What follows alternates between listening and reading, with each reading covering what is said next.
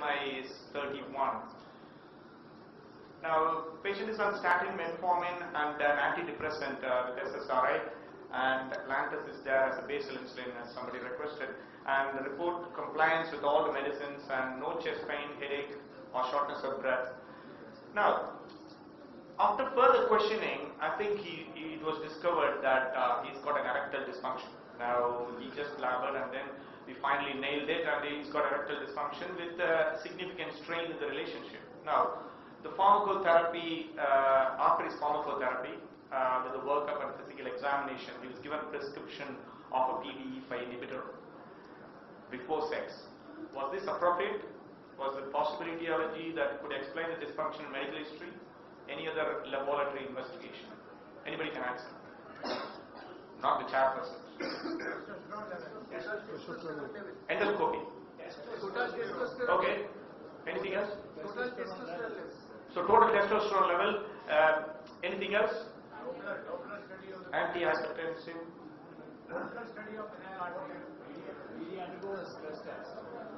Stress test. You want to check the heart? I don't know why you asked that question. Could you explain to the audience why you asked it? The stress test bit? PDE5 inhibitor. So everybody got that point. So PDE5 inhibitors are given. So you want to make sure that the patient is not ischemic heart disease. Doctor wants to do a stress test to do it. The best thing is to get a history whether he's got any ischemic heart disease. But yes, you want to identify the current issue. So you want to ask anything? You can even do a Doppler study of the penile. Yeah, you want to do a Doppler study from Palkar. Study is I want to do a psychosocial assessment. Fantastic. Okay, so you want to do a psychosocial assessment, whether it is the psychological reason that is making, whether it's a chicken or egg, whether a sexual dysfunction is making the relationship harder, or relationship harder making a sexual dysfunction. Okay, so we'll go on. So what are your thinking going on? So you mentioned about psychological. Any other factors that will make the erectile dysfunction? Most important thing, modern Indian circle is psychological. So that's one thing you've done it already. In view of time. What is the job profile? Job profile, you're going into again into the psychiatric aspect. Anything else? So what are the main causes of erectile dysfunction?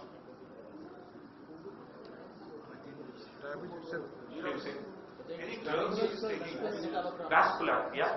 Drugs. Drugs cause drug induced. Anything else? So you were saying something? Okay. Autonomic dysfunction. Okay, so that is also possible. So you have talked about vascular, we talked about psychiatric issues, and we talked about hormonal issues early, and you talked about drug-induced cause and other things. So let's move on. So the testosterone is the bingo. So whoever got that is right. The testosterone is 143, and somebody asked in the second row about the prolactin, and that was normal, and MRI pituitary was normal. Just to look at the primary hypogonadism. Now, so these sustanon injections are given every 2 weeks in this case. Can anybody explain how a type 2 diabetic going into a hypogonadism, is there any link between these two? Any link at all that you know of?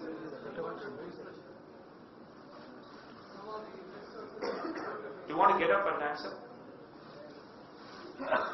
Some of this testosterone gets converted to estrogen peripherally. Yeah. It is hyperaromatization. So what happens is, this is the exact mechanism. So if you want to take home one message after the talk, that will be the next slide. So that will be it.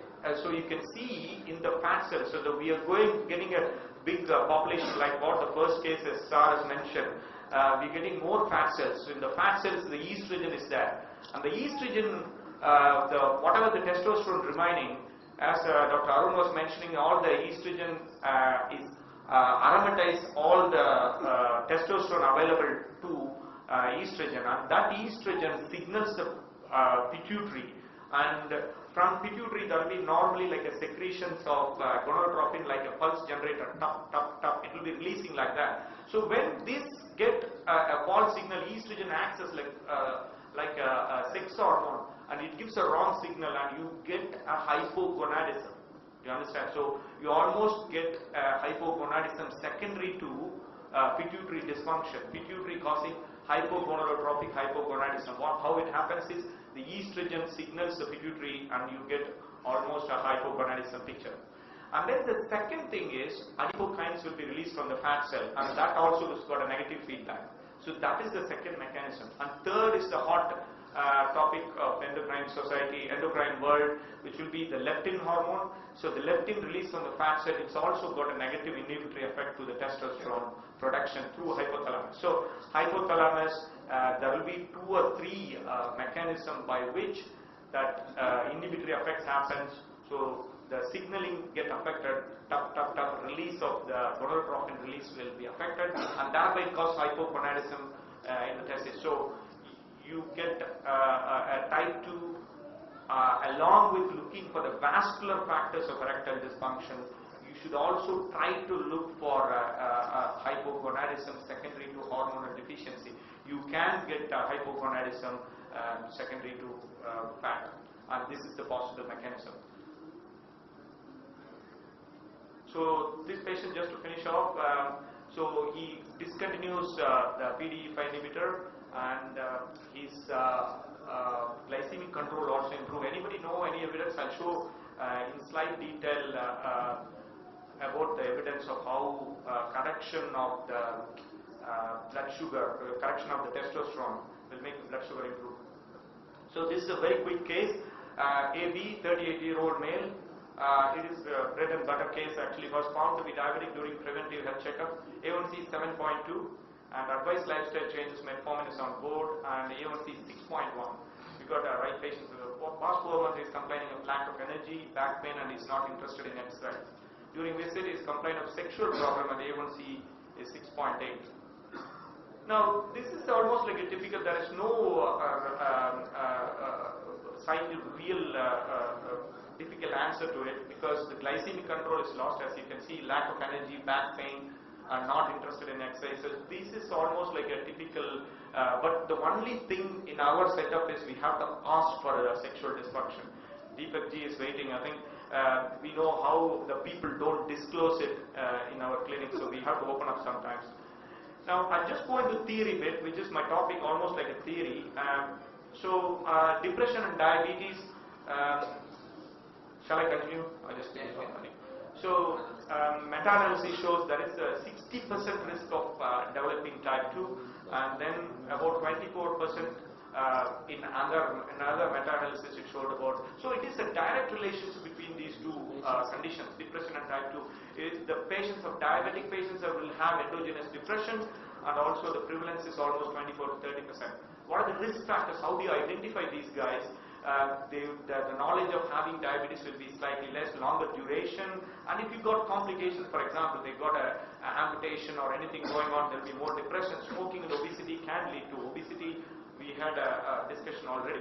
Now, what is the pathophysiology behind the diabetic and depression? You can see the psychological stress leading to again a cortisol level goes up, and it is like a vicious cycle, and the inflammatory factors go up, and you get the worsening of the diabetes and also the inflammatory process that happens in diabetes.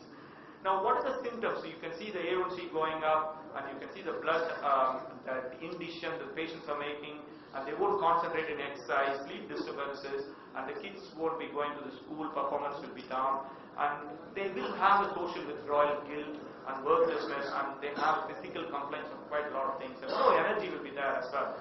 So this study is done in Chennai. You can see the incidence of Dr. Morgan's team. The incidence goes up with the complications. So if you get more complicated type 2 diabetic, the incidence of depression will go up.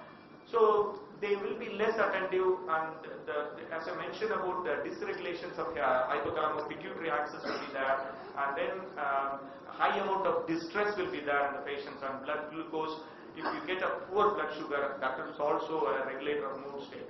So it can lead to a real poor glycemic control.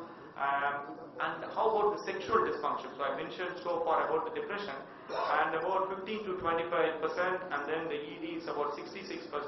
And we had a talk next door about the ED prevalence in the metabolic syndrome patients with one of the students presenting it. So when the factors of the metabolic syndrome goes up, erectile dysfunction comes in. So sex for a male brain, it is quite a lot, and the female brain, there is quite a lot of other things going on, listening and shopping in the brain, chocolate center, the indicia nucleus, quite a lot of things. So it is the individual thing of a male and a female, and I've shown earlier about there is a definite link of obesity and hypogonadism, as I mentioned with the leptin and other hormones and stuff. So you can see the systemic disease, psychological factors are main things, and that can lead to quite a lot of complications. So there is a quite good link. Now, at the onset of type 2, you can have vascular disease like what we established in the UKPDS with the microvascular disease. Sexual dysfunction can also exist. So you need to identify the cause. Sometimes the cause would be so simple as Sir was mentioning. I think there are simple causes that can make the life easier, and you can just sort out the job very, very quickly. It is a multi-dimensional disorder, and there will be endothelial dysfunction, autonomic neuropathy, as somebody mentioned in the backside, and atherosclerosis of the penile artery, and somebody has mentioned as well. So, who is at risk? The people who have got a poor blood sugar, I'm talking about the sexual dysfunction now, have high blood pressure, overweight, older than 40, and smoke. So, I'll skip these two, but there is definite link between poor glycemic control and the sexual dysfunction, and these three has got a link, and that is my topic for today. So, these three has got definite link. So, how do you manage?